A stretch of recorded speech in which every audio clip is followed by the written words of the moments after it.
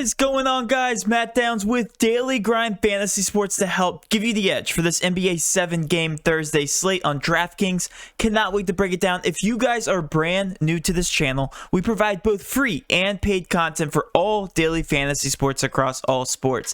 If you could please show your support by hitting that subscribe button, notification bell, and of course smashing that like button for all of our future NBA content. If you guys would like to know more about becoming a better DFS player and taking down that big GPP, head over to www.patreon.com/DGFantasy for more information. On Patreon, we give advanced cheat sheets for all DFS sports on DraftKings. These cheat sheets include updated projections, ownership, and our overall favorite plays from slate to slate. We take it a step further by teaching you how to play fantasy sports like a shark, by showing you where the best leverage spots are to put you in the best spots to take down tourneys. Also included is our private Discord chat where you get to talk over the slate with everyone, including our coaches, to help build your lineups. And now let's go ahead and dive right into this NBA 7-game slate. But first, you guys know we have to go over some Patreon success. We've had a ton of success over there on SuperDraft. If you guys have not signed up for SuperDraft, we're going to be covering a bunch of plays here at the very end of the video. Just sign up using the link below. It takes you right to our promo, a 50% match up to $500, just a free overlay over there.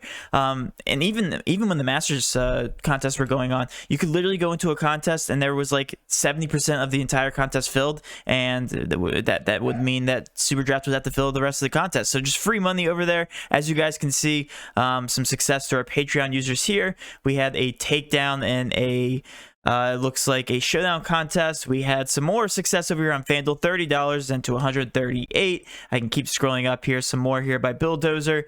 Looks like he cashed an MLB on yesterday's main slate, which we will be covering today, by the way. The slate's about to start here in about 2 hours. We also had a small takedown here in League of Legends. Takedowns all the time in esports because that's our specialty. And then we have some more League of Legends takedowns and then some more SuperDraft success. So, this one was actually first place at a 294. How much was his entry there? Doesn't say.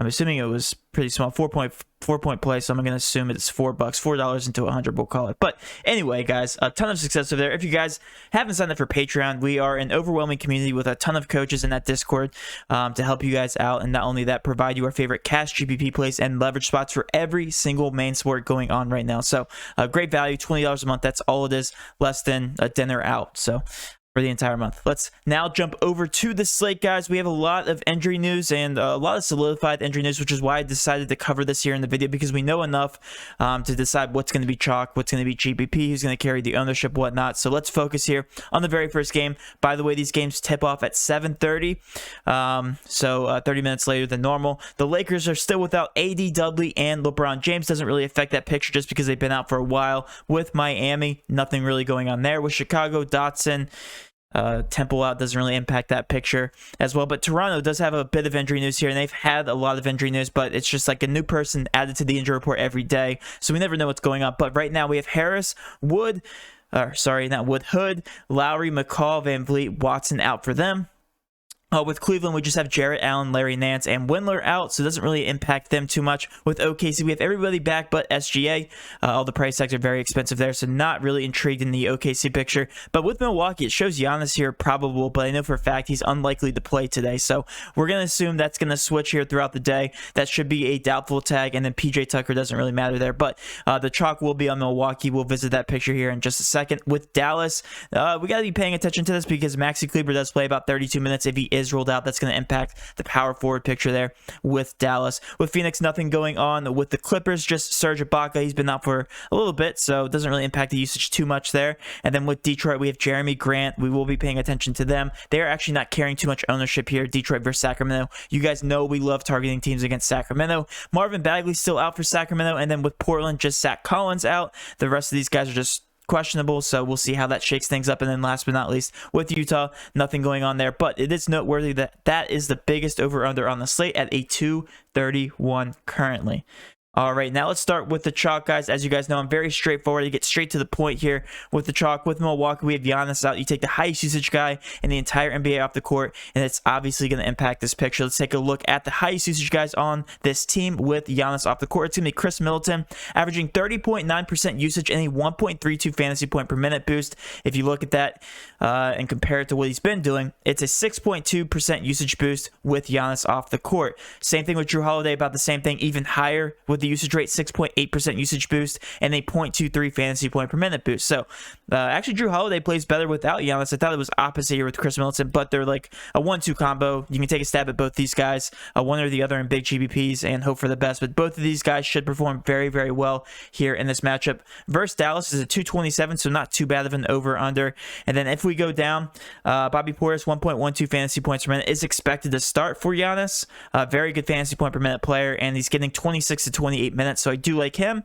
And then if we go down the list, DiVincenzo averaging 1 fantasy point per minute. He's in the starting lineup and projected 30 minutes, so don't mind him. But if we look at it in terms of ownership, if I can just look at Milwaukee here, Bobby Portis is carrying the highest just because he is only 5.3K, 31.8% owned. He is the highest owned on the entire slate. Chris Middleton, 25.4, another obvious play. And then Drew Holiday, actually not that high owned.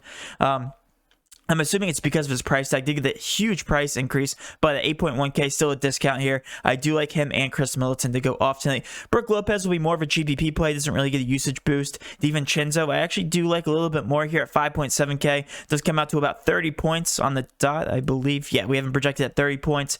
And DiVincenzo right now showing 8.6% ownership. The rest of these guys are just going to be GPP options. Like we know, Pat Connaughton has some ceiling games without Giannis. So at looks like 3.2% ownership, sorry, is a viable option there as well. Going down the list, we have Toronto. Toronto is the other obvious team here.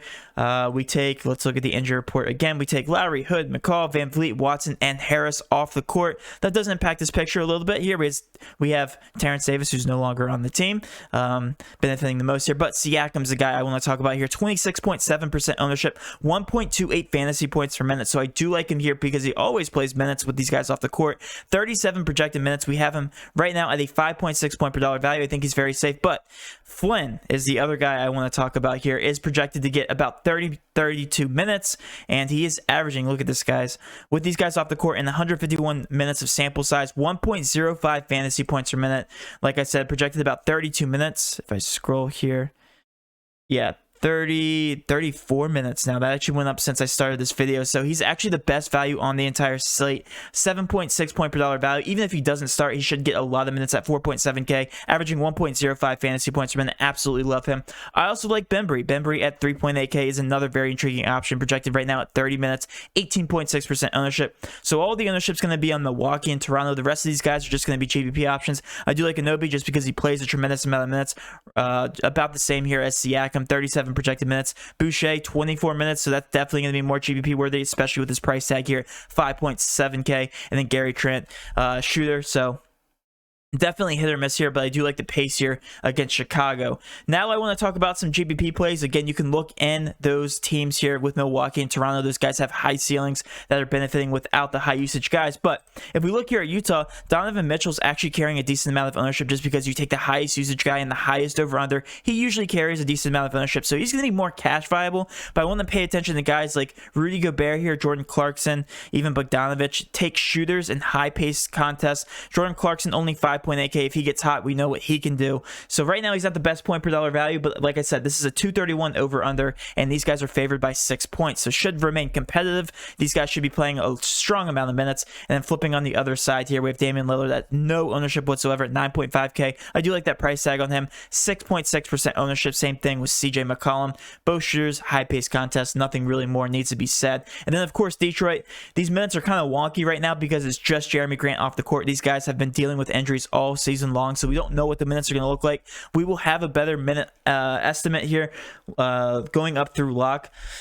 Killian Hayes, like 3.2K, projected 25 minutes. Like, if he plays those minutes, I love him for GPPs. These guys are carrying a little bit of ownership, but like I said, these minutes are all over the place, so we will have a better grasp here. But we love targeting guys here against Sacramento. They are in a pace-up spot versus Sacramento. Right now, projected 109 points, which is actually pretty good for the Detroit Pistons. But those are my favorite GPP plays. Let's now switch over to my favorite SuperDraft plays. Like I said, guys, if you haven't signed up for SuperDraft, link is below. Just click on it. It takes us to the promo.